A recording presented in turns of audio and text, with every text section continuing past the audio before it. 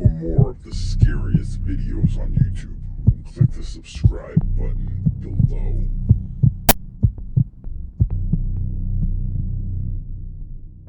The Crazed Murderer. This one happened to me. I worked at a sketchy part in town. I worked as a bouncer, so I always ended up walking home real late. Like 4 to 6 a.m. late. It was a normal night. I was walking home and in one of the windows I saw a woman semi-naked, covered in blood. She was just standing there with an exhausting look on her face. I had to do a double take. I couldn't believe what I was seeing. So I called the cops. I actually waited for the cops to go up to the apartment. They brought the woman down wrapped in a towel. She was still covered in blood when they brought her to the ambulance. She was pretty emotionless. Until they sat her on the medical bed in the back of the ambulance. Before they closed the doors, she looked at me. With her head still tilting down. She smiled at me as the doors shut. That smile still haunts me. The murderer sitting beside you. I was friends with a killer. We were both studying psychology in university. I had a couple classes with him and we worked on a couple group projects. He was messed up, and it is messed up to say this, but he ended up killing his neighbor. Not even sure why. He seemed like a good guy actually. He always wore black clothing, punk metal t-shirts, and had a chain that was attached to his wallet. Story has if he snuck into his neighbor's apartment and killed her. Cut her up in the bathtub. He threw her body out in a dumpster.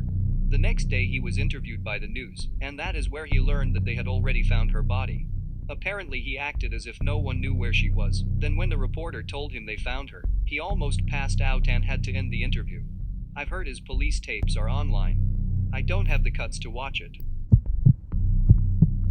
My husband might kill me. This might not seem scary, but imagine being in my shoes as you read this.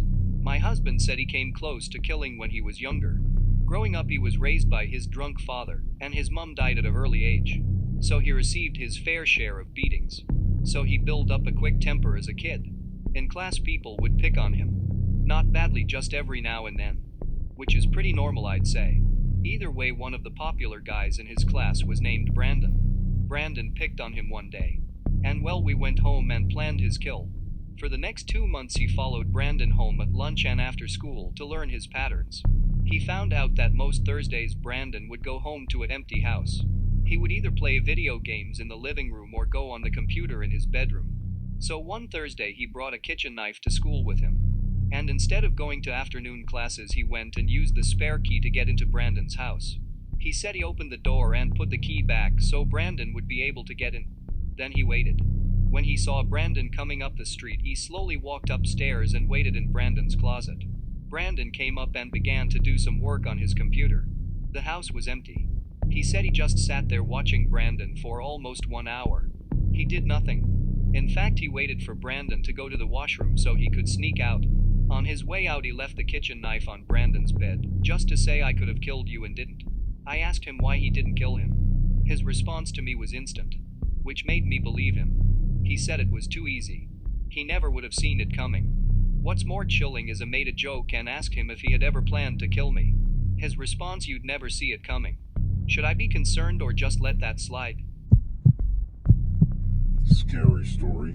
Happy ending.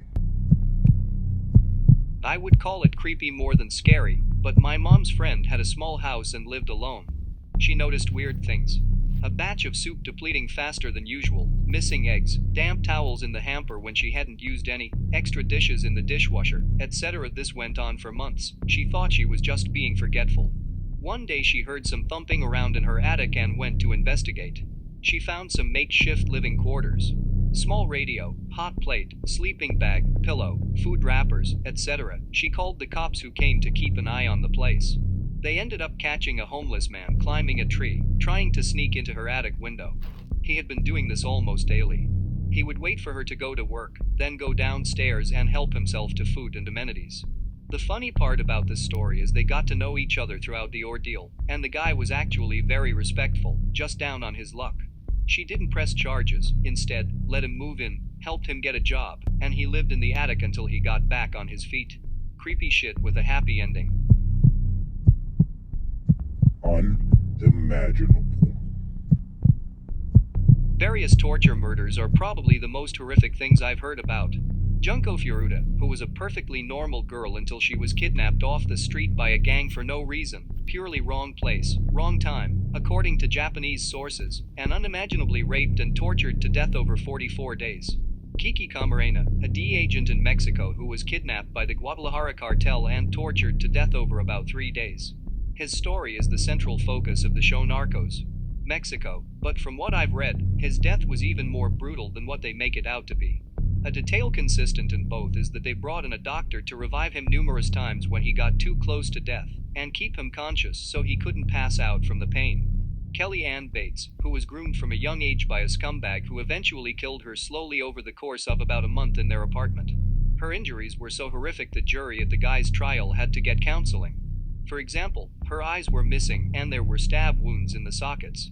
Sylvia Likens, whose parents left her in the care of a woman who both personally and with the help of her children and their friends degraded, tortured, and killed over several months. The Hello Kitty murder in China, where a man and his about 13-year-old girlfriend kidnapped a prostitute who had supposedly stolen from him, even though sources say she had paid him back with interest, tortured her to death, and then stuffed her corpse into a Hello Kitty toy. Baby Brianna, a newborn whose mother, father, and uncle tortured and raped her from the second they brought her home from the hospital, until the second she died. Baby P, a British toddler whose mother let her boyfriend torture him to death. His back was broken in his last days of life. Honestly, there are just so many horrifically on par with each other, you could list them all day. Response Sylvia Likens. I got sick just reading the name again. I was thinking of adding it here, but couldn't remember the last name. It was almost a relief after decades of this story sticking with me, and there was no way I could make myself go and look it up. Read it here and instantly I am sick. They mutilated that poor girl. They used her sister as a coercive threat. The caregiver not only encouraged her own children to torture Sylvia, but the neighborhood kids also came around and participated. Cops came to the house even. But the lack of punishment, the fact every participant paroled out and went on to become school teachers and ministers.